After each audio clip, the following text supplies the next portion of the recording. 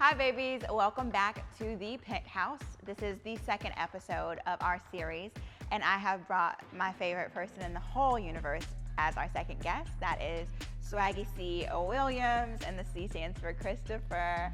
Yeah, gang, we in the building. Welcome, babe. I don't know if I should talk to the camera or you, but I'm gonna talk to you. Talk to me. Excited to Welcome be to here. the couch that is mine that you paid for. Thank you. Yeah, I definitely appreciate being here. Seems weird being on this couch because I'm usually behind the cameras with, Austin and Brandon and Leia, but I'm excited to be here. The reason why I wanted to have this conversation with you is just because I've been talking a lot about perspective and how it's been shifting lately, and I feel like people need to hear this conversation as far as how it applies to like our everyday life. So I want to start with the most sensitive subject in our life so far, and it was the miscarriage that we had when we were first dating. So it ties in directly with perspective because so many people were asking me, oh my God, you and Swaggy moved, so fast. Were you sure that you wanted to say yes when he proposed to you? Like, I know you had to have some doubt in your mind. And, a lot of the times when I tell people like, no, I had a miscarriage in the jury house, and that completely shifted my perspective. They're quiet because they don't know what to say to it. Yeah. But I'm the kind of person that I'm like, no, let's lean into it. Yeah. Like, my perspective completely shifted to where it wasn't like this is just a fling, or this is some guy that I just met. My life flashed before my eyes. And I was like, hold up. Yeah. Like, can I build a life with him or not? And the answer was yes. And so when you asked me to be your wife, it was done. Yeah, I don't think anybody realizes that, a child or the possibility of a child changes things so quickly. Like, I say this all the time. When I left Big Brother, I definitely was in love with you, and you were, going to be, I already knew you were going to be better than all the other girls I've been with. You're like the best ever. Say that. But the minute I got the call from CBS that you were pregnant, you went from girlfriend to fiance in a second. Like, Yes. Just like that, because I wasn't scared. I didn't think, all right, this is a mistake. I was actually excited, and I didn't want to have kids till I was like 30 or even 28. So I was actually very excited. So my perspective of you changed, just that quickly. It went from, like I said, girlfriend to like family and kids, and I was actually excited for that. So the miscarriage was very important, but it wasn't the only thing. Like, Yeah. a lot of these. Speak on it. Yeah, Okay. no, we see a lot of couples right now, nowadays, over the last 5-6 months, like breaking up. Oh They've my been God. together for 2 years. So 3 years, many like, couples. so many. Yeah. And people always ask us, like in the reality world, or even in our own family life, what sets you guys apart? And I feel like we are, tried and tested. We've been through a lot, and other couples have been through a lot too. But like for us, for example, aside from the miscarriage, we had to come off of Big Brother and realize we were different than all the other couples on the show. Woo. They were getting booked everywhere, Yes. and we couldn't get a single appearance. Facts. And they would tell us flat out,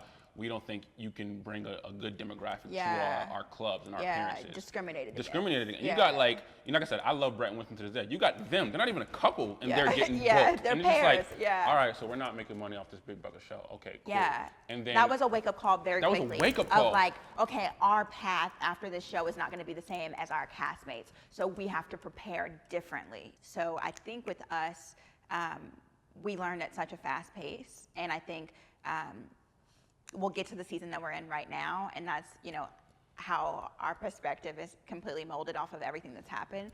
But straight off the show, we're engaged. Everybody knows that we kind of jumped into marriage fast as well. And I want to kind of walk people through what happened, within our perspective that made us go there so fast. So the first thing is first is we moved to Missouri straight off the show. Talk to me a little bit about how that changed your perspective on just life. I don't know if it changed my perspective on life. I think it changed my perspective on sacrifices, which could be life as well. But like, I made a huge sacrifice moving to Missouri because I never really been there for so long.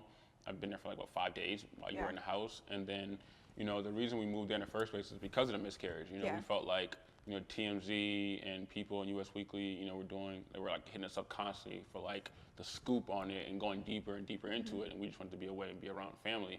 It was a big thing on sacrifices because we went there and lived with your mom for about 2 months before we got our house, and I didn't know like how far we would go with like living at your parents' house and then getting our own house and then like what the future held for us, but I knew that I wanted to be with you regardless, whether that meant Missouri or Arkansas. But like the sacrifice, it doesn't matter. Like the sacrifice of it for me was everything. People don't take that into account. Like, I think you do, but like sometimes your family doesn't, sometimes your friends don't, sometimes the fans don't even do it. It's like I literally sacrificed and picked up ship and just went to Missouri. Which is a beautiful thing. Yeah.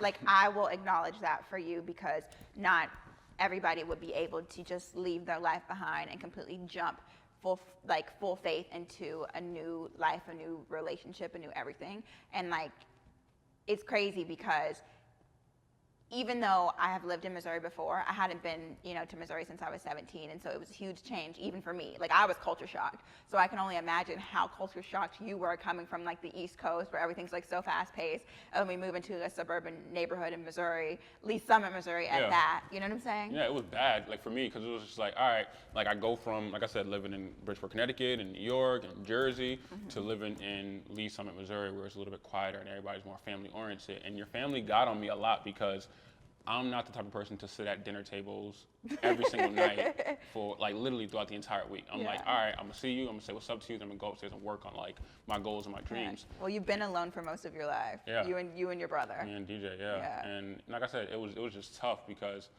we had to make a decision early on like what this was, because your mom was like, you're not gonna come here and change everything about this family, because it's like, I want my own house. I want to be myself. I don't want to come to dinner every single night. Like I want to be home and build my own thing. You know what I'm saying? So Christmas was a major thing. Yeah, it was a huge thing. And for us, I think like I commend us for even getting our own place and starting our own thing, because coming out of Big Brother, we needed your family because of the miscarriage and how much the fans killed us. I want for you to share a little bit deeper about your upbringing and the way that really molded you and created your outlook on life, because I compare you to Tyler Perry because he's a creative genius, and I think you're a creative genius, but he also grew up extremely poor and went through phases of his life where he didn't have a place to lay his head, and he really came from like being in the streets. People thinking you're material bothers me sometimes, because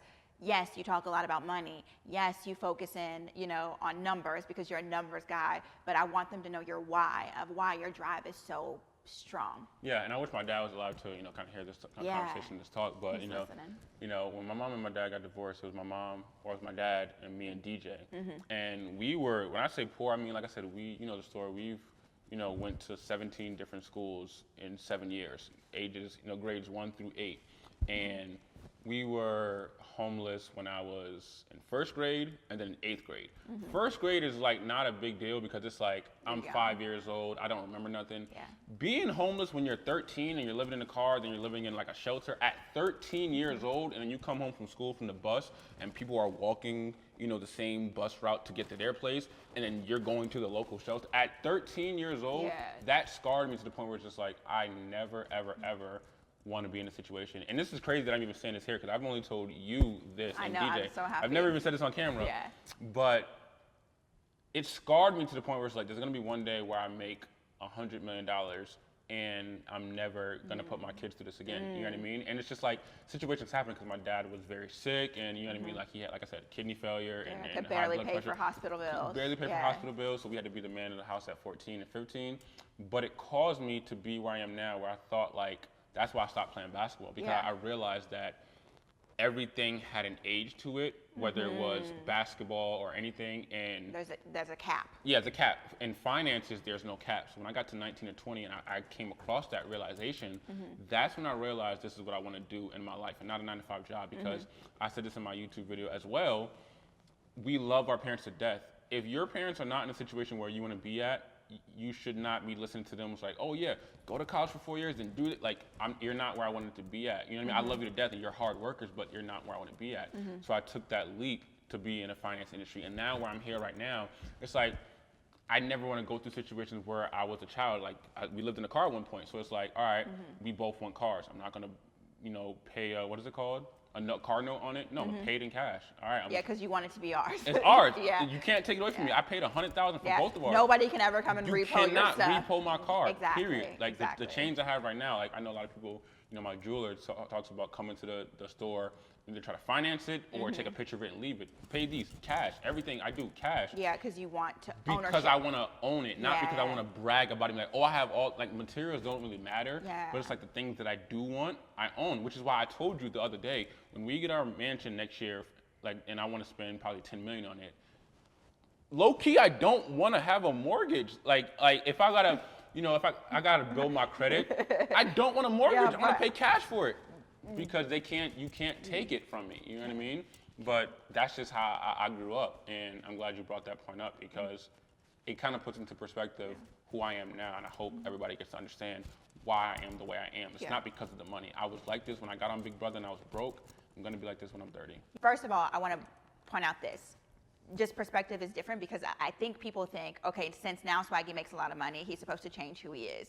But rewind, a year ago, when everybody was talking trash, like, oh, Swaggy's broke, he's living off of her, she's the best thing that ever happened to him, all that stuff that people don't think that we see, that we actually see. And we just don't respond to. Exactly, we just don't respond to. You're feeling all of this, criticism, and it's like built up. Yeah, it's built up. So you're, like, as a human, like, it's only right to be like, you know what, like, all these people are doubting me. They're trying to come for me. They're trying to basically come for my manhood, my marriage, my everything, because pretty much saying you don't deserve your wife. That's messed up. So then now it's like, okay, you make enough money to satisfy these people's judgments of like, oh, Bayleigh deserves this, or Bayleigh's used to this. Now you can provide for me in every way, shape, and form.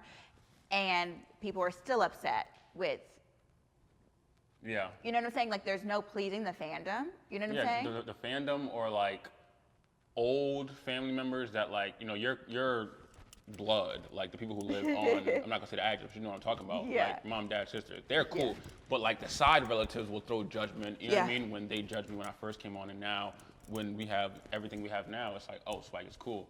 Not even just like your family, but like the opinion of so many fans saying, Bayleigh is this, suburban girl, Miss Missouri, and you got Swaggy directly from the hood, wears do-rags everywhere. Like, they don't match. Well, even that. So when it comes to us, and we're not alone, I know a ton of reality stars, a ton of people that have been on those platforms where they get off, their whole entire life now revolves around the fans.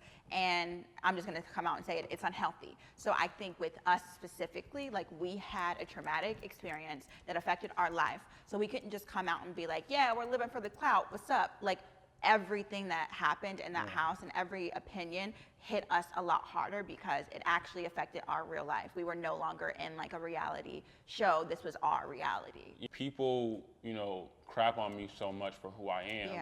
And you have defended me since the day you got out of Big Brother. You know what I mean? Like, you've defended me to your own family, your own friends, and the fans in the world because they want to change me. You know what I mean? Like you said, fast forward to now where we're here now, and everybody's just like, okay, he still acts the same way. Or no, not even he acts the same way. They think I'm acting different, and I'm acting the exact same way. Okay, so that's another thing of like, we did a Fessy versus Swaggy basketball game, and we decided that, okay, we're going to include Kevin in the game to try to make sure that it's a charitable thing. We had already had our ticket sales up. We already had our fans. Again, that goes back to your point about trying to please everybody, because it was a me and Fessy thing. And then a lady out of nowhere, like a month and a half in, just like, hey, I'm a PR specialist. I think if it's just you and Fessy, you guys will get a lot of hate. So I think you need to add on a charitable donation. And me being the stupid 23-year-old kid, I'm just like, all right, cool, let's figure out a charitable donation. And then Kevin came out with the announcement. I'm like, oh, cool, Kevin. And just want to point out, I never liked that lady. Yeah, I know you didn't. You told me from the beginning, let's not do it. I'm just like, well, she may have a point. Let's do that. And then I got carried away. Okay, Kevin. Okay, this kid who, I'm not gonna say his name, but I like him. I still talk to him to this day. He had leukemia and then zero cancer. I started doing so many organizations. I'm just like, she's right. But at that point, we were already up and active for so long, and I just wanted to paint that picture where it was like we did that to please the fandom, and because the lady came out of nowhere, it was like, hey, make this a charitable donation, when it was just me and Fessy from the beginning. Facts, and even with that, that suggestion wasn't even bad. It was, I feel like, Kevin's intentions that really messed me up and really messed up our, reputation in the fandom. I just didn't like the way that situation played out. Long story short, we already had enough hate online. We tried to do a good thing, and we got completely bashed, and people canceled us. Like, organizations uninvited us to things. We had all of this hate, and I've never seen you in a more depressed place. So that was really hard on our relationship. People don't realize that. Yeah, like, I've never seen you depressed. Like, you're the most hype hyper, super like confident person I've ever met. So to have you in that space was really rough for us. Yeah. And this is all before we've even gotten married. And it made me realize, all right, like, is this the route I want to go on? Because being depressed, it was like, you get canceled for no reason. People, make an assumption about you. They think, okay, this whole thing, okay, why did you and Fessy take a cut? Why not? It was our event. We went to donate some things. Exactly. To, you know what I mean? They don't Kevin understand. shouldn't have got an equal cut. They Not don't only that, understand. it's like what I was really most bothered about that situation, and then I'll let you continue, was just the fact that, and we talk about it now, it's so open. If this would have happened in these days right now, Kevin would have been called out just because it's like, yes, he was going through a sickness, an illness, but the fans completely jumped to his side and literally called you a con artist, a scammer, all of that, when that's something that he's done in his lifetime. He's been, in incarcerating situations. And me off of like, just off GP and being who I am, there's a lot of things that I knew about that, like him. That's what I'm personally, saying. that I was just like, I'm just gonna let it go. With the criminal background, Like, all of that. I'll take it. There's a lot more deeper than that. That I just let it go when the fans just like, oh, Swaggy, you're this, and that. I'm just like, do you guys know who you're defending right now? Exactly. But back to the original point. The reason why we're talking about that point so much is because that had a defining real, moment in our relationship. Yeah, defining moment where it's like, all right, we're gonna get married. Because if we can get through that, I feel like we can get through anything. And I feel like I said, going through all of that, not just the miscarriage, not just the not getting booked, but all the fans killing us in our relationship and how we don't deserve to be with each other. Yeah. It made us like fight closer. for our relationship a lot harder. It made us closer. We wanted to be like, all right, like, not that we're gonna prove them wrong, but like, do we really love each other? Yes, we do. Do we feel like we can't live without each other? Yes. February 17th, we actually got married, but we decided that, early on in like December, we were like after all of that has happened, we're just like, we're gonna do this thing. We're not gonna wait 2 years to do it. Like, let's get married first and then have the reception a year later. But let's just solidify. I want you to, and I want us to touch on why we decided to do it. Not only even so quickly, I feel like everybody knows that we move at a faster pace, and once our minds are made up, we're go-getter, actionable people, where it's like, let's just do it. Correct. There's hate and there's a lot of pushback for being so open for us. You guys share everything. You guys do too much. Why are you sharing so much? Yada, yada, yada. And then when we have private moments, you're trying to hide things from your fans. You guys are so sneaky. You're blah. So it's literally like there's no middle ground. Yeah, there was no middle ground. But at that point, we didn't care. We just was upset that somebody with no life decided to dig into the Missouri database and be like, oh, Swaggy and Bayleigh are married. Are already married and leak it. At that point, we were just like, we're married, we don't care, and we're gonna focus on each other. And like looking back on, like I said, like perspective-wise, I feel like obviously now hindsight 2020, but we needed to go through all of that in order to be where we are now. We also had a really huge trial that nobody knows about. We had a situation to where was pushing you to go back to trading. I was putting so much pressure on you because, and it's hard because partially I feel like I needed to as a wife, but also I feel like I might have pressed too hard because, I just was like, the reality stuff is not doing it for us. Yeah. We are, apparently famous. We have all these followers online, yet our mortgage is $900 and we're struggling to make our mortgage every month because collabs are not coming in the way that they're supposed to be. Well, again, that's because of the Kevin situation. Because we had, like I said, after that game, we had about $40,000. We bought a house. We had $40,000 with the collabs coming in. And then after that situation, like contract signed, they all canceled. Cancel. We can't work with you no more. We can't do. We're like, yo, 40K back to zero? Are you sick? So like, that's why like all the struggling came in, and then that's when you approached me. You're just like, so why don't you go back to day trading? In my mind, I'm just like, I can, because before the show, I was making pretty good money day trading. I wasn't making what I'm making now, but I was making, $5,000 a month. I had a $10,000 a month, $9,000 a month, which $8,000 a month. To our little $900 rent, that would have been amazing. That would have been amazing. Or mortgage, whatever. But then at that point, I was just like, nah, I'm just gonna be a reality star. And like, we had a huge, argument. More so, you yelling at me in a good way. Like you really were pushing me. Like at that point. I don't yell, babe. At that point, I didn't see it. But now I needed that because we wouldn't have amassed anything we have now if that didn't happen. I just thought the reality world was real. Yeah. And then, like I said, you put it into perspective for me and let me know that, no, you day trading is real. That's what's going to get us whatever we want. Retirement. Reality TV won't. I don't care what you think. So then that caused me to like get in my, bag and start going back to it. But then the challenge happened. You know what I mean? We're just like, all right, do we do this other show? or do I stop and Well, just focus? let me you know? even just like say this too. I think a lot of people think that you got overnight success, and I want to like clarify that because a lot of people now are like, "What does your husband do?" Yeah. You know.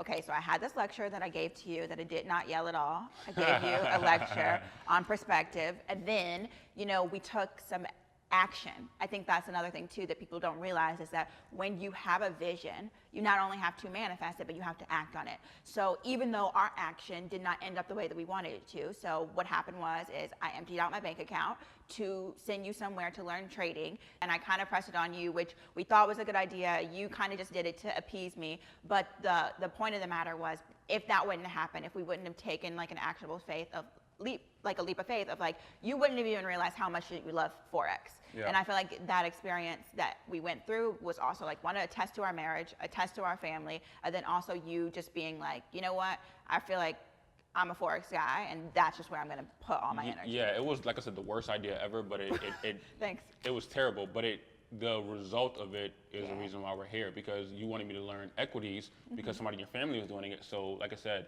I just was like, well, why not? there's money to be made. So I went over there and it was terrible, but Yeah. it made me realize how much I loved my original, trade that I was doing for the last 3 years. I just stopped because of reality TV. Yeah. And then I started getting back into my bag with that, and it changed everything. So that situation changed a lot, because if I got off the Big Brother show and was just, all right, that was just a thing, Pop. like Sam and Steve, where Oh, after yeah. the show they went right back to what they were doing. If Yeah. I did that, we would have been rich a long time ago. I swear, we would have been rich a long time ago. Yeah, but then but this is It what I wouldn't mean. have been as That's what I'm sweet. saying. It's crazy because timing is everything. Because Yeah. you wouldn't have been able to tell me nothing if I just came off the show with a brand new husband that was all of a sudden spoiling me. I would have Yeah. been a mess. Of Like I course. needed to humble myself a little bit, Same.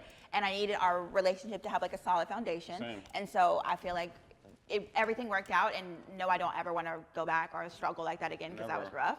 But I feel like now we know from each other that we're ride or dies. It's not just a miscarriage that brought us together. It's we've been through the fire and we've come out completely unscorched. Yeah, and that's you know? the reason why, like I said, we are tried and tested, or tried and tested, whatever the phrase is, because this is why a lot of couples, unfortunately, like break up when like a hard situation. The goes through. honeymoon phase is over. There's nothing Yeah. harder right now that can happen, in my opinion, not like God forbid, that can be like, all right, we're done. If we got through that basketball game with the miscarriage and like the after effects of the fans, My mother on Christmas. your mother on Christmas telling me I'm not going to change things, and it's like, yo, it's, One part that I've been struggling with, and you know this very well, about elevating and physically and metaphorically changing where I am, what I see, how I look at things. It also comes with the shift of how people view me. And I think, well, us, as a couple, I think that's hard for me because I am a people pleaser to the core. And even though a lot of people look at us in admiration of like, oh, wow, the inspiration, they made it, they're doing great. There's a lot of people that, one, are not happy that we're in this position that we're in, to make a lot of unnecessary judgments or even just flat out wrong judgments about our life and how things go. And like a lot of things that shade that people throw of like, well, you got it now, we good? Like just because, there's an increase of cash flow does not mean that you get to use me for things that you never would have used me before. I don't need to be, buying people flights and gifts and purses and bags, and I don't need other people's approval, like that kind of thing of like, people have really been hating a lot, or friends that I thought would be happy for me are completely out of my life now. how And did your like, perspective change on that? Like on them being, like you going from thinking they're going to be here forever to, oh, we got millions. Oh, they're going away for some reason. well, it sucks. And honestly, like, okay, so you totally would not get this because you're not like an emotional person, but like the other day, I literally, and I didn't even tell you this, okay. The other day, I literally sat in my bed, right? And I had some wine, okay?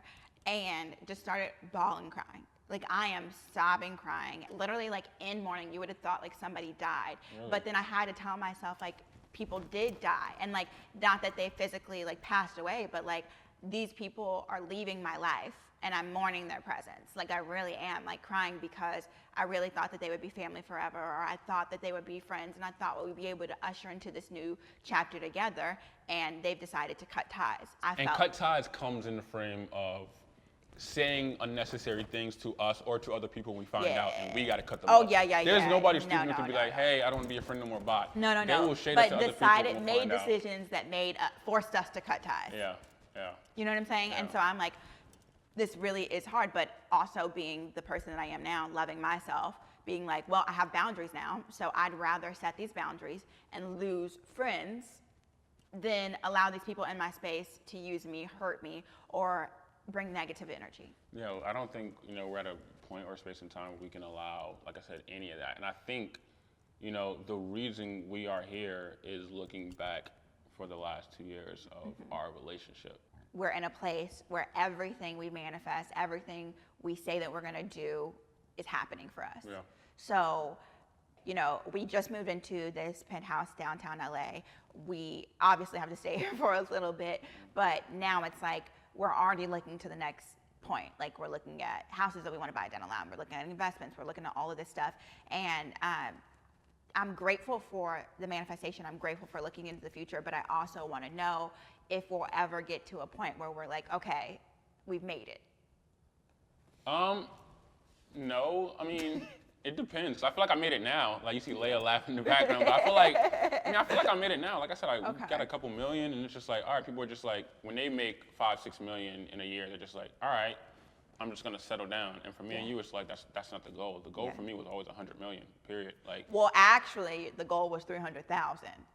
I mean, yeah, for the year, but like my overall goal was always 100 million, no matter what. So I'm not stopping until I get there. So we can get a, mansion, like when this penthouse, ends, and I'm still gonna keep going, unfortunately. But I do feel like we're already retired because, kind of going back a little bit, we don't have to, put ourselves on the challenge or somewhere else just to get a stipend check, and then come back home and try to do it all over again just to try to make a living. Like we already retired. Yeah. Well, this is retirement. Even that. This is retirement. But Literally. even that, that is where I wanted to get, because I have been getting to that point of realizing that, okay, Bayleigh, even though the journey is not over, you've made it. Your whole entire life, you've grinded to get to a place where you can completely live the life of your dreams and chase your passions every single day. So now that I'm here and I'm in that space, I want to, my perspective, I want to remain grateful every single day that this is the life that I live, while also realizing that the work will never be done. Yeah. You know what I'm saying? And like, just kind of like staying in that middle ground, that peace space of like, wow, like you really have a great life, but let's run it up. Yeah, and for me, like I said, because we have to talk about the challenge. The challenge. Like we have to talk about it, but for me, it's like challenge was challenging. That is what keeps me going. Yeah. You know what I mean? Like I didn't hate necessarily Big Brother, even though I got backdoored, because it was my favorite show growing up. You know, we just did the challenge because you got a call. Yeah. And then it was like, all right, let's just try this out. And then I got a call like maybe six or 7 days beforehand. All right, let me just go with you, and you know what I mean? And then that situation was so crazy, it also strengthened our relationship. So like the reason I'm bringing the challenge up is because you just said, let's run it up and being grateful. Yeah. I always look at that season as I never want to go back, so I'm gonna go overdrive over here. Like I never want to feel how I felt living there or being around those people or any of that. So I'm gonna run it up over here. That's my gratitude and how I'm grateful. So when I wake up and I don't want to sit here for an hour with you or myself with Austin or do all these videos, it's like, no, people would die to have this life we have right now. Where you know what I mean? Like people are on not just the challenge. All these shows trying to get 50,000 and 100,000. Yeah. And that's that whole like, I don't have to, I get to.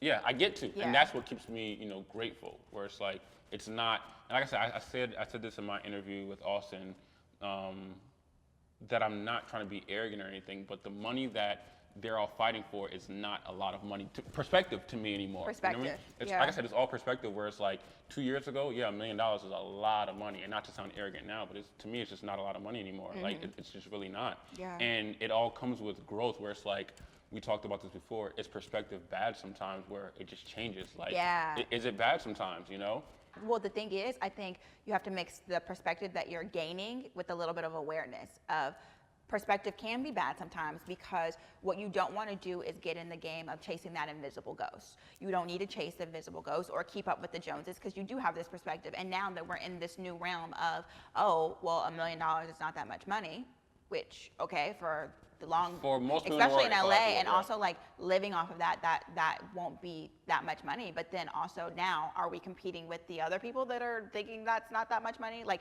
we have to make sure that our perspective is like centered on us. I mean, I don't think I'm competing with anybody at all. Like, I'm only competing with myself. I guess I might be speaking for myself then, Yeah, because I'm not competing with I nobody. feel like once, like, real talk, like, now I'm like, there's so many expectations on me of like, oh God, well, now I have to be this way, and now I have to do this, and maybe I should get my wardrobe together, and maybe I should change this, and oh my God, you know, I have to constantly remind myself that perspective, 3 months ago, you didn't even have these worries. These weren't even things that were on your plate. Like, just breathe. Yeah, no, but the thing is like, again, perspective changes, because 3 months ago we were making the exact same money we're making now, even 4, even 5, even 6, even 7, even 8. It's just a matter of like, now we want. Well, I was on Big Brother, and I didn't know that. No, you did, because before you went on Big Brother, we were making a lot of money. Like, don't get that twisted. That's why you were on Big Brother saying, I want to go home. My husband does this. You're right. Exactly. Okay, that's not how I sounded. I know. I'm Wow. saying it changes because now we're talking about a Rolls Royce and a Bentley, when last year we didn't even think of those things. You know what I mean? So it's like, that's where like the perspective becomes bad. You know what I mean? Yeah. But how do you remain grateful through it all? Because mine is a challenge, you know, and being in those situations and being in the shower with you, and there's a freaking camera guy putting a microphone over Yeah, the shower. every time. I don't want to do that. And I think I struggle with it a little bit more than you, because you have your career and you have your passion that you're in. And I think like it's a difference for me because I'm a woman, and my worth has never been tied to a man. And I feel like recently it has been, you know, in other people's Why? opinions. Oh, okay, yeah. That's what I mean. Okay, Not other me people's and you. opinions. Yeah, not at all. But before, and like, you know, like, this is crazy too, of like, when I was on Big Brother, I was the only one that kind of did stuff before. Like, I was modeling, I was, you know, on my Miss USA stuff, I was flight attending. Like, I felt like, you know, I had a confidence about myself, to where now there's people that don't know me at all, and they just know you, and they're like, oh my God, you're Swaggy's wife, like, you must be so lucky. Yeah. Oh my God, you don't have to do a single thing, to where it's like, no, I don't. However, I would like to, and I have been chasing my dreams my whole life, so I don't want people to just view me as this, you know, housewife now. Not that I wouldn't love to be a housewife, and there's nothing wrong with being a stay-at-home mom, because when we have kids I want to, but I want to be seen for like my worth and my value, and I think I'm fighting against those judgments a little bit more now. Which is you know, valid, and I don't want you to, like I tell you every night, I don't want you to like to feel that way, because you know, your worth is immense, you know, to this family, you know, and I'm just doing my part in my job, because when we were on Big Brother, you know, we talked about like a life. We didn't even know we were going to be together after the show. We were just talking about a life. I told you I would take care of you, you know, when we got out the house in one day. And you were saying you wanted to have the option to either be a stay-at-home mom or chase your dream. You don't want to be like, you know, most people in the world, unfortunately, where you have to get up and work no matter what. Yeah. You can wake up tomorrow at 2:00 p.m., no worries. You can wake up at 8 a.m. and you and Leia and Brandon get to work and go crazy. Yeah. Like, you have that option now. And I don't think you should look at, you know, people and their assumptions and their opinions. We're one unit. Well, I don't mind either way, but I want it to be both. So I want to be a power couple, and I want to be on my grind. And we are. I feel like we are. We are. You know what I'm saying? And I feel like that's okay. I just need to make sure that I keep up my end of the bargain, and that's like a lot of pressure on me sometimes, and maybe I put it on myself. But like, I do want situations where we go places and they're like, oh my God, you're Bayleigh's husband. That would feel great for my ego. Yeah, and that's probably gonna happen in your world, like, you know, like the hosting world, like, you know, with this Penthouse show, and we'll see how big it gets, and modeling and acting. But when it comes to finance, and I'll be your wife at the finance. Everybody, you know, you're just my wife, unfortunately, which sucks. You know what I mean? You know, your brand is gonna go very far in a lot of places because you actually care about it. A lot of people, you know, we talked about it last night. I don't think nobody could be my wife but you, and vice versa. But if there was anybody who I was married to right now, they would just sit at home and then just use me for everything. You want to have your own voice and your own brand. I think that's what I love about you the most. You know, but going forward, just with everything in general, no, I don't think there's ever like a sit down moment unless I hit my ultimate goal, which is create something in the tech industry that I sell for like 100 million or more, and that will be all right. You guys love this idea? You'll sit down for like 30 seconds. I'll relax for like a month or two. Yeah. I'm excited for, you know, the future, where it's going to take us, where it's going to take me, you know, just as a woman and being like a boss babe and being independent. Like, I'm really happy, you know, for that. You should be.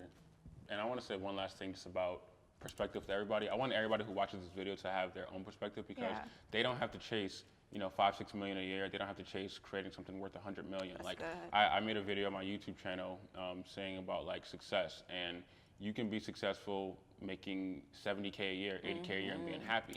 Me, it sounds arrogant. The 5-6 million I have right now does not make me fully like 100% happy. I want more. I'm in the finance industry. I want to be an entrepreneur. Mark Cuban, Jeff Bezos. That's who I want to be. Yeah. But somebody else watch this and understand that no matter what it is with yourself, like, your perspective is the only thing that matters. And another point I want to touch base on this. It does not have to be material. It doesn't. That's what people don't get, of like, you can have all the money in the world and still not be happy and still not be successful. Chase what makes you happy. My goal as a wife is just to support you. I never want to change you. I never want to put you inside of a box.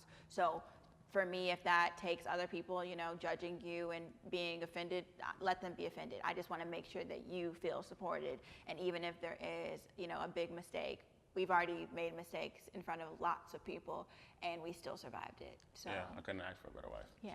So. Aw, thank you, baby. Well, I just want to thank you, just on so many levels, of one, being authentically yourself and teaching me that it's okay to take up space. Also, thank you for take up space. Take for up real. the whole room. Take up the room. If you don't come in, and Leia shaking her head. She knows what time it is. If you don't walk in the room and not command attention, but everybody's like, oh, that's Swaggy. But command attention. When you walk into a room, heads should turn. And that's not even on any arrogant stuff. Not at all. It's on you are operating in your gift and your purpose and your passion. And when you're operating in your gift and your passion, people can't help but notice. They can't help it. Yeah. And so grateful for that, baby. Grateful for you being a man of your word and stepping up and taking care of me and our baby family. And also just grateful that you're willing to evolve with me and you're not going to be stuck in one spot. Like, let's continue to shift. Yeah, we're going to continue to shift. Now, well, on that note, say goodbye so I can go work. I need to go work right now. Well, on that note, obviously y'all know that I love this man, so I don't even know what to say, but I want you guys to just focus in on perspective. If you need to vision board, if you need to, you know, write it down, make it plain, project things, make sure that you're shifting your perspective to fit the dream that you have for the future. And I just can't wait for this penthouse to grow, and I can't wait to see you guys back for another episode in a few weeks.